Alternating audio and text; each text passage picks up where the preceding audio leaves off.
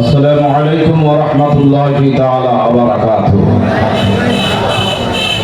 আলহামদুলিল্লাহি ওয়া কাফা ওয়া সালামুন আলা ইবাদিহিল্লাযীনা ইসতাফা আম্মা বা'দু। আউযু বিল্লাহি মিনাশ শাইতানির রাজীম। বিসমিল্লাহির রাহমানির রহিম। কুল লাউ কানাল বাহরু মিদাদান লিকালিমাতি রাব্বি লানাফিদাল বাহরু ক্বাবলা আন তানফাদা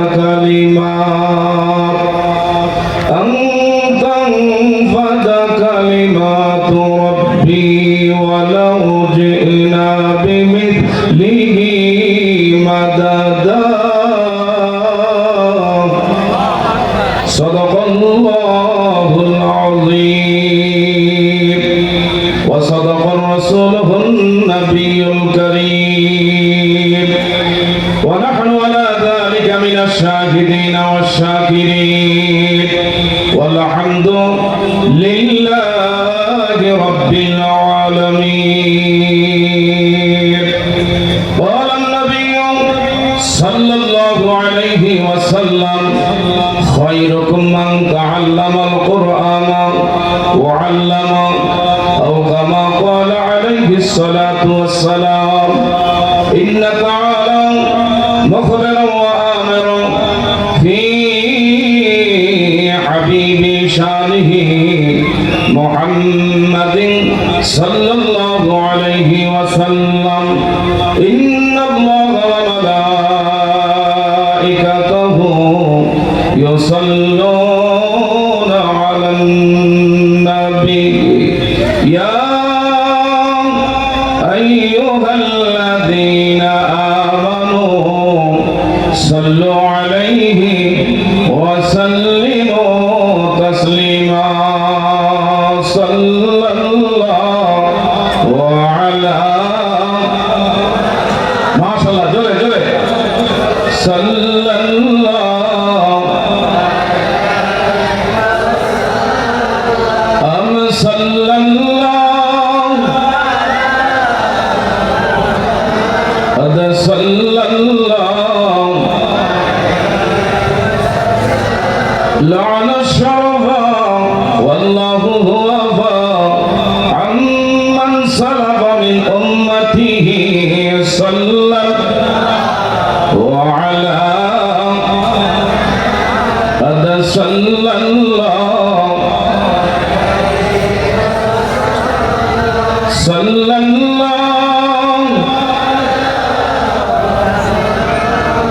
صلى الله عليه. আসর হবে আমার জমিন, উম্মত বলবেন পানি পানি।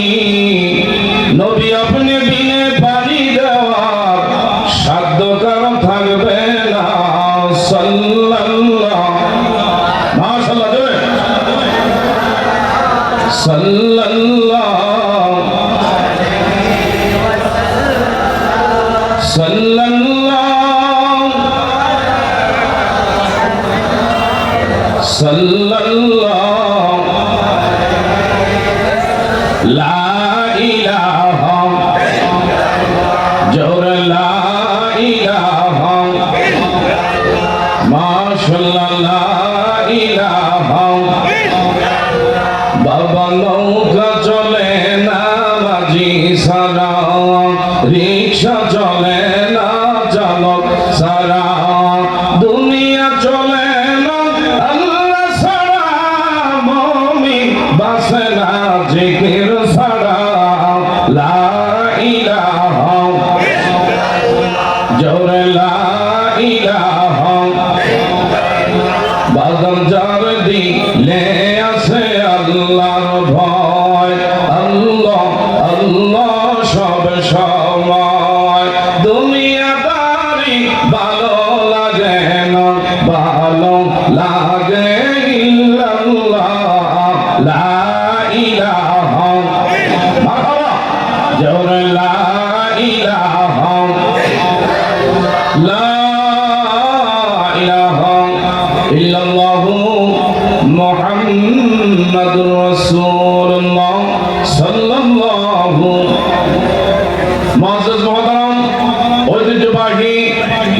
নারায়ণপুর মাওলানা আব্দুল গফুর রহমতুল্লাহ আলাইহি নুরানিয়া হাফিজিয়া মাদ্রাসা নারায়ণপুর আদর্শ যুব সমাজের উদ্যোগে আজকের বাৎসরিক ওয়াজ ও দোয়ার মাহফিলের সম্মানিত যিনি সভাপতি রহমানিয়া কাফেলা বাংলাদেশের সম্মানিত আমির পীরে কামেল আওলাদে ওলি আলহাজ হযরত মাওলানা আবু বকর সিদ্দিক আল কাসেমি পীর সাহেব বানিয়াপাড়া দরবার শরীফ বারাকাল্লাহু তাআলা ফি হায়াতি, সবাই জোরে বলি আমিন।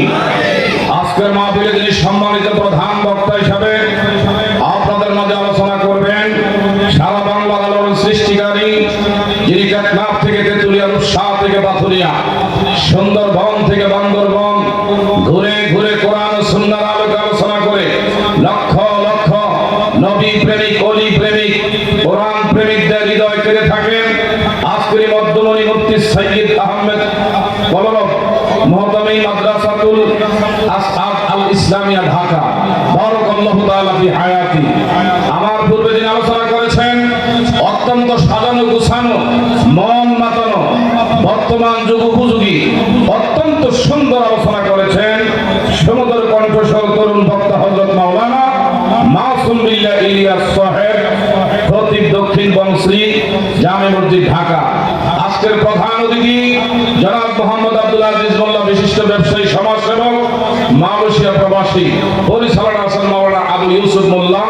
তাছাড়া উপস্থিত অসংখ্য ওলামায়ে কেরাম, সামনে বসা আছেন মুরব্বিয়ানে আজম, এলাকার শিক্ষিত জ্ঞানী গুণী নবীন প্রবীণ তরুণ বন্ধুরা, ছোট্ট ছোট্ট কচি কচি সোনামণিরা, এলাকার পরদানিসীন অবলা শরীফার সম্মানিতা ধার্মিক মা ও বোনেরা, আজকের এই ঐতিহাসিক নারায়ণপুর মাওলানা আব্দুল গফুর রহমতুল্লাহ আলাইহি নুরানিয়া হাফিজিয়া মাদ্রাসার বাৎসরিক এই মাহফিলে যিনি আমাদেরকে কবুল করেছেন, আসার বসার সুযোগ করে দিলেন, আমরা আমাদের হৃদয়ের সবটুকুন আবেগ অনুভূতি উজাড় করে এই রাত্রির স্তব্ধতাকে ভঙ্গ করে সিংহের মতন গর্জন দিয়ে সকল শক্তি কণ্ঠে একত্রিত করে একটু আওয়াজ দিয়ে বলা যাবে কিনা আলহামদুলিল্লাহ। তারই সাথে সাথে লক্ষ কোটি দুরূদ ও সালাম যিনি সর্বকালের সর্বশ্রেষ্ঠ, যিনি সমস্ত নবী রাসূলদের মাথার মুকুট, আফতাবে নবুয়ত, শাহেনশাহে সালাত, সুলতানুল মাদিনা, ফখরে দুজাহান, সাইয়্যিদুনা হাবিবানা মাওলানা মুহাম্মদ, ওই নবীর পাক কদমে আরেকবার দুরূদের নজরানা পেশ করছি, পড়ি সাল্লাল্লাহু। বাবারা যারা এখানে বসা আছেন, এই জায়গায় থাকলে লাভ না লোকসান? আরেকটু জোরে বলবেন, লাভ না লোকসান? আমি আপনাদের কাছ থেকে দয়া করে বিনয়ের সাথে বলবো, অনেকের সামনে একটু ফাঁকা জায়গা আছে, একটু একটু ইঞ্চি ইঞ্চি করে যদি সামনে আগে বসেন, পেছনদের লোকদের বসার একটু সুযোগ হয়। কথা বলেন ঠিক না ঠিক? একটু দয়া করে সামনে দিয়ে একটু আগে আগে বসুন, কারণ এটা কোনো বিশেষ করে কোনো কনসার্টের আয়োজন এখানে হচ্ছে না, এখানে কোনো মঞ্চ থিয়েটারের কোনো মঞ্চ হচ্ছে না, এই জায়গার মধ্যে কোনো ধরনের শিল্পী, নায়ক নায়িকা, গায়ক গায়িকা এই জায়গার মধ্যে আসে নাই যে আমরা দাঁড়িয়ে দাঁড়িয়ে আনন্দ উপভোগ করবো। কথা বলেন ঠিক না ঠিক? কোরআনের আলোচনা আদবের সাথে আমাদেরকে বসতে হবে, শুনতে হবে। কি বলেন ঠিক না ঠিক? এই কথা আমার না, কোরআনুল কারিমে আল্লাহ সুবহানাহু ওয়া তাআলা কত সুন্দর করে জানিয়ে দিচ্ছেন, ওয়াইদা কুরিয়াল কুরআনু ফাসতামিউ লাহু ওয়া আনসিতু লাআল্লাকুম তুরহামুন।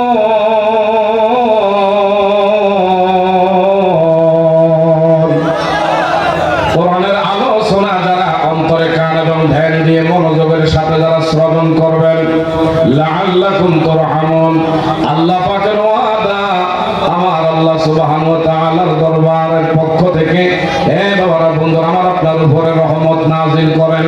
আমরা আল্লাহর রহমত, আল্লাহর করুণা চাই কি চাই না? একটু জোরে বলেন, আল্লাহর দয়া আমি আপনি চাই কি চাই না? এই জন্য আদবের সাথে বসতে হবে, আমার দিকে খেয়াল করবেন, এদিক সেদিক তাকানো যাবে না।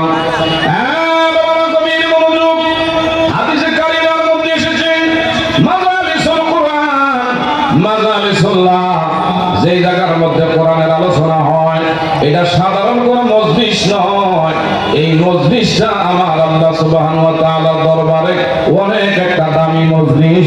যতক্ষণ পর্যন্ত এই জায়গার মধ্যে থাকব, নাযালাত আলাইহিমুস সাকিনা, আল্লাহ পাকের পক্ষ থেকে রহমত সাকিনা আমার আপনার উপর অবতীর্ণ করেন কে? একটু